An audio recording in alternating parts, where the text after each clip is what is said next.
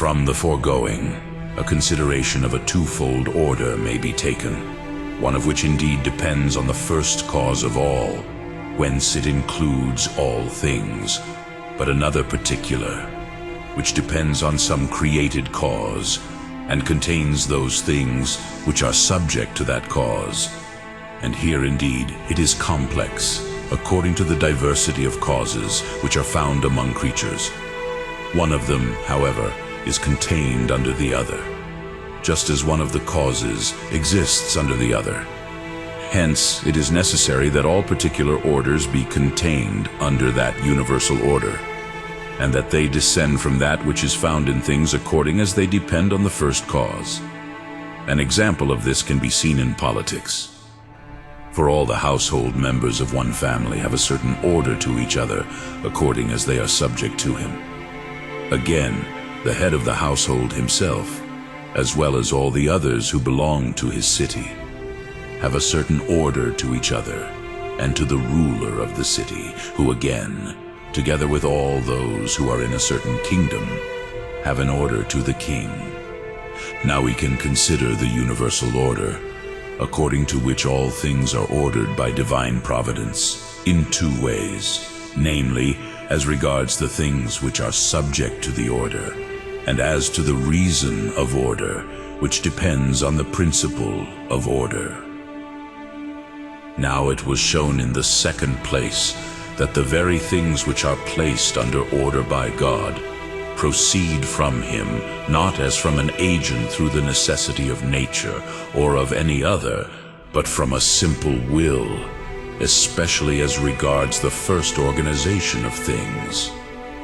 It remains then that God can do other things besides those which fall under the order of divine providence, for his virtue is not bound to these things. But if we consider the aforesaid order insofar as it depends on reason from the beginning, then God cannot do anything other than that order. For that order proceeds, as has been shown, from the knowledge and will of God, ordering all things to his goodness as to his end. Now it is not possible for God to do anything that was not willed by him, since creatures do not proceed from him naturally, but by will, as has been shown. Nor is it possible for him to do anything that is not comprehended by his knowledge, since the will can only be about something known. Nor again is it possible for him to do anything in creatures that is not directed to his own goodness as to an end, since his own goodness is the proper object of his will. Similarly, since God is completely unchangeable, it is impossible that he wills anything when he has not previously willed it. Either he begins to know something anew, or he orders his goodness. Therefore, God can do nothing that does not fall under the order of his providence, just as he cannot do anything that is not subject to his operation. He can, however, do other things than those which are subject to his providence or operation, if his power is considered absolutely. But neither can he do anything which has not been under the order of his providence from eternity, because it cannot be changed. But some, not considering this distinction, have fallen into various errors.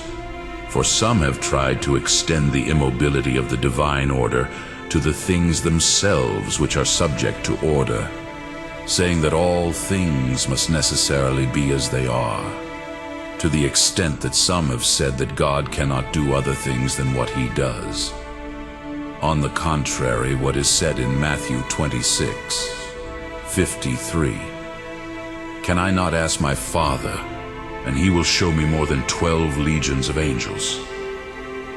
But some, on the contrary, transferred the changeability of things which are subject to divine providence into the changeability of divine providence, being carnally wise about the fact that God, like carnal man, is changeable in his will. Contrary to what is said in Numbers 23:19, God is not as a man that he should lie, nor as the Son of Man that he should be changed. Others, on the other hand, subtracted the contingencies of divine providence, against whom it is said, Lamentations 3:37, "Who is this who said that something should be done without commanding the master,